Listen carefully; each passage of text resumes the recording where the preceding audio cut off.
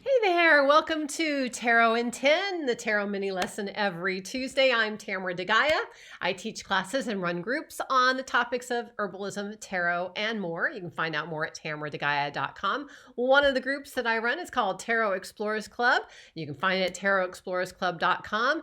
We actually practice tarot. We do tarot together in Zoom practice groups, and I teach lessons on tarot. It's a great group. I hope you'll join us. I'll tell you a little more at the end here. Today we are talking about the Knights of the Court cards. So in the past, we've all seen, King Arthur, and we think we know what a knight is, right? When we talk about the knights in the tarot, they are, of course, part of the court, and the court cards in the tarot represent people and personalities.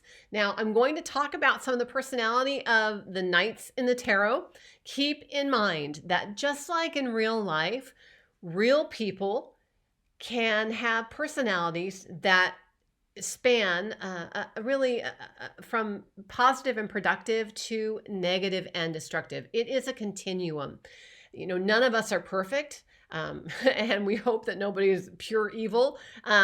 We all have our own foibles, right? And so though keep that in mind, that while I may be talking primarily about positive personality traits, that doesn't mean that somebody who is the king of cups is going to be necessarily all good, or the king of anything, or the knight, or the queen. Now, as I talk about knights and queens and kings and pages, keep in mind that even though the tarot has men and women in it, those genders represent yin and yang. They do not represent men and women, girls and boys. Anybody of any gender can be a page, a knight, a queen, or a king. Keep that in mind. So a knight, if pages and squires in the Middle Ages, they survived and they completed their training in their battle skills and their courtly skills. At the age of 21, they advanced to knighthood in a ceremony. But by the 1500s, when the tarot was really developing, the knighthood was already declining. By 1560 or so, the title of knight was really just honorific for civil service instead of military service. So knights in the tarot have always been symbolic. As in life, some are honorable, some are dishonorable. And again, like I said, traits can range from positive and productive to negative and destructive. Knights may also be called in other decks explorers, prince, son, or brother. They have a yang energy, and the element of a knight is the fire. They're very fiery characters. They bring that sense of action, and they tend to sometimes be maybe a little impulsive. And knights are all about doing, focusing, and responding. It's a very active court card, but tends to extremes. Think of an adolescent. I really think of this as like an adolescent energy, very passionate, very idealistic, and very committed to their own ideas. They tend to act without thought of consequences. And so there can be some conflicts, right? So again, but can be short-sighted and impulsive, but also any gender. So let's take a look at some of the knights in the tarot.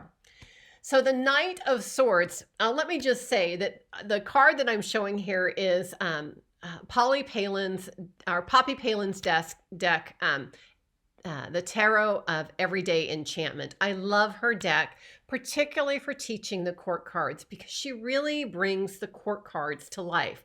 You know this guy, right? You've seen this guy. He is the Knight of Swords. And there he's got his scissors as his swords. This character is fire of air. He is very much a warrior of the intellect, very intense, very logical person. His intellect really fuels his passions. He is fiercely committed to his own ideas. He's very idealistic. He's a very quick problem solver. He has a quick wit, but he can be unreliable. He loves adventure, but he's not one to emotionally commit. Unfortunately, that that having that air along with the fire means that he can be cruel, he can have difficulty empathizing, but he is a deep thinker. As advice, this card might be to take a direct approach.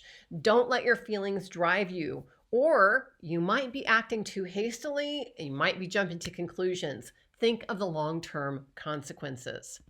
The Knight of Wands is really fiery. This is a fire of fire card. This card is a character who tends to be very passionate, very competitive, very charming, very flashy, always up for a party or an adventure, full of infectious enthusiasm, swagger, and bravado.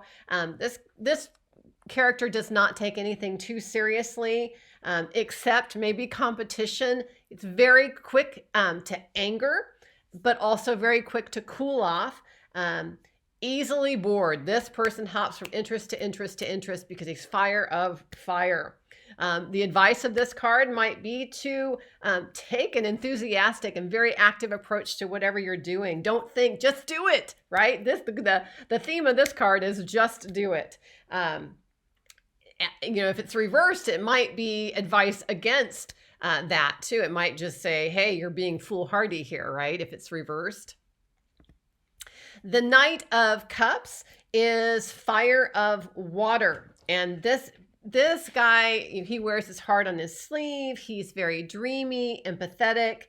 He's very kind. This is the soul of a poet.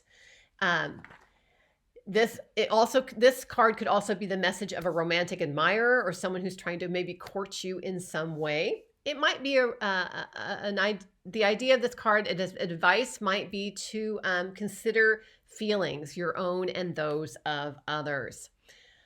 The Knight of, the Knight of Earth, the Knight of Pentacles. This guy, he's the only knight in the entire tarot of Pamela Coleman Smith's that is not going somewhere, because this guy, he's going to plan the entire journey out before you go anywhere. He's going to plan the pit stops. He's going to plan, where you're sleeping at night. He's going to plan everything, and we're not going to veer off that plan.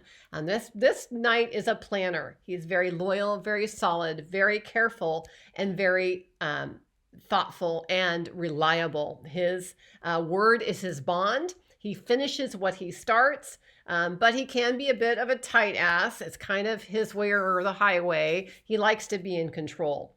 He also enjoys the earthly pleasures. The motto for this card might be to be prepared. So those are the Knights of the Tarot. Again, check us out at tarotexplorersclub.com. The best way to learn tarot is to do tarot, and the first month is completely free. We have Tarot Zoom Club, tarot lessons, a gazette each week. It's a fantastic group. Join us. I hope this was helpful. May all your life be luminous.